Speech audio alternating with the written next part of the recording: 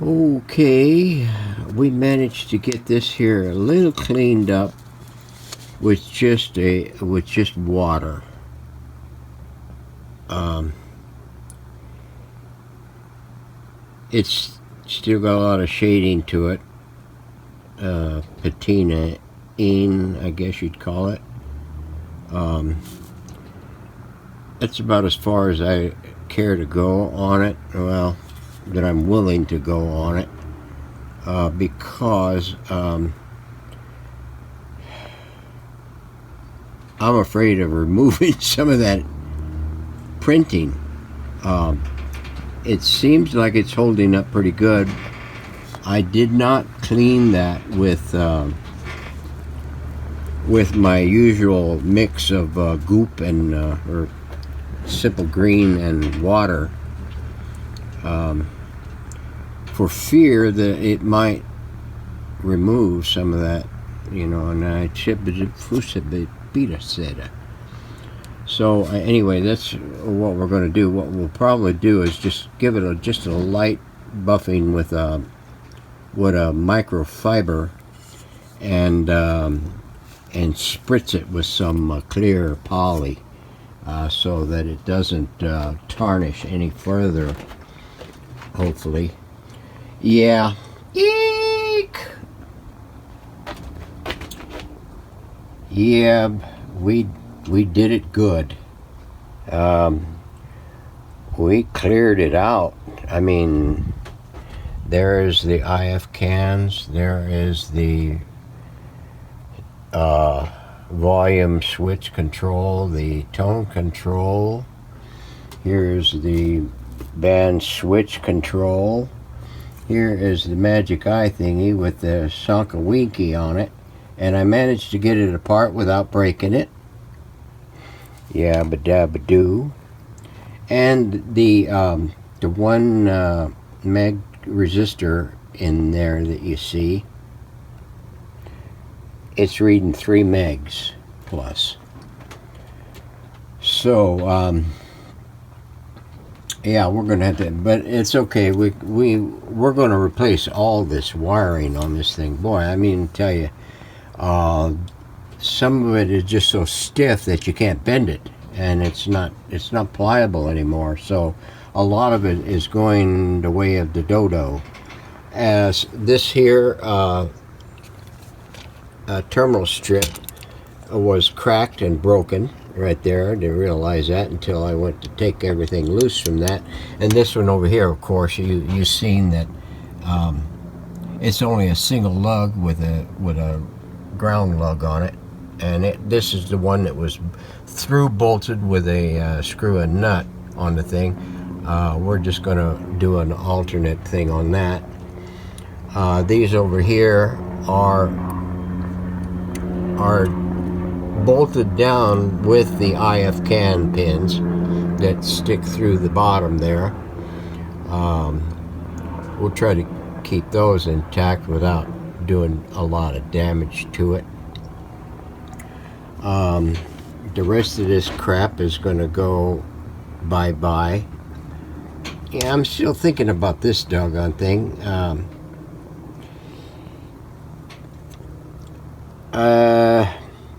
I'd like to really get rid of it, and put a terminal strip in there, because it would open up these sockets a lot better.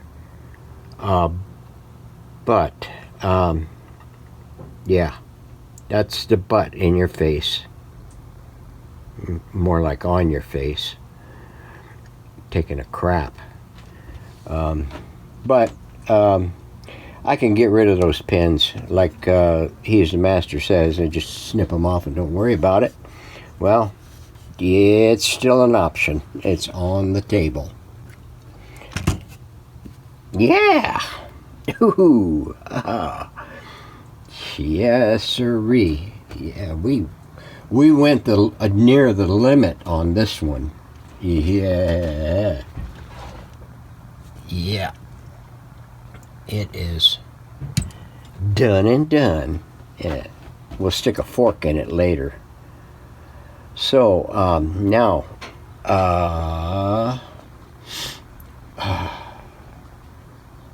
I'm going to open up those IFs, pull them out, and get the cans soaking.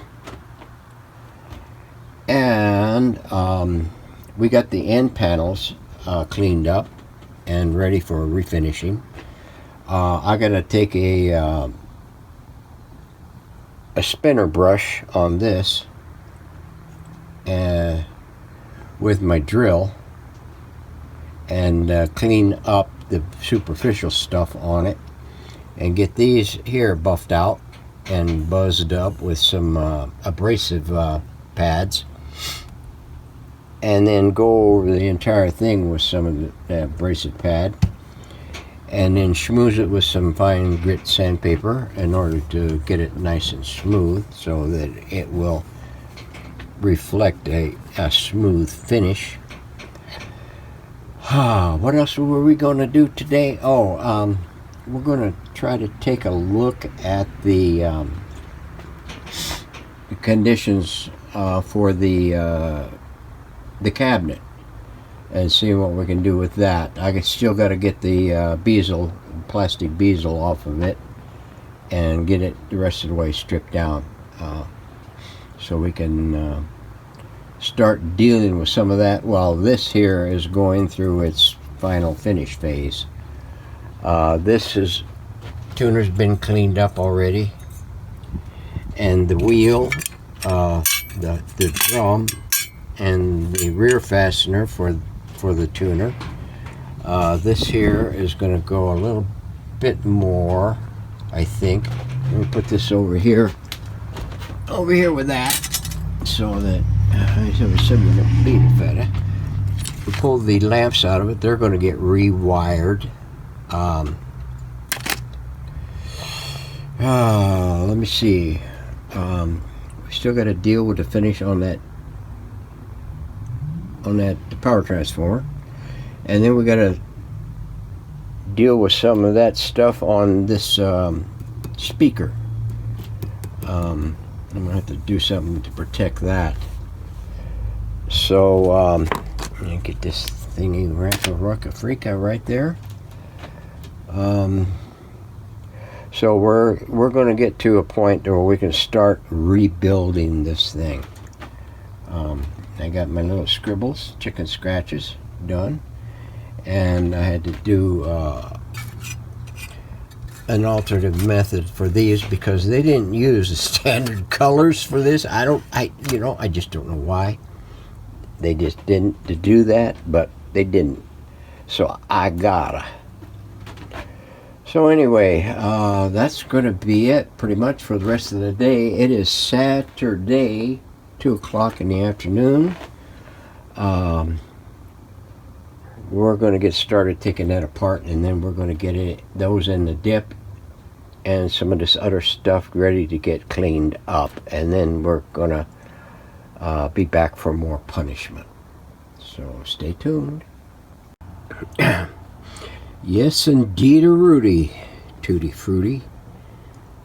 Oh, Rudy? Yeah, these things here are really atrocious. I mean, they have been through the grist mill a number of times. They are, yeah. We're going to have to dink around with that. Of course, the reading I was getting on this secondary of the second IF was reading about 81 ohms, and here it's showing 50K, 81K. It's 60% over. So would have had to gut in there and gut it anyway, and a good reason to get these out and get them cleaned up. The cans are needed to go to and so that's why I did it. Yeah. Okay, so anyway, there is that. So we're going to throw these cans in the dips and anything else that we might want to do, and I think that will just about do it for me for a while, at least out here in the shed. So yeah, it's cooled down quite a bit. The mornings are getting a little bit more nipply, and right now it's reading 80 degrees. It's perfect in the shed. So anyway, we're out of here, and we'll see you on the next segment. Thanks for watching.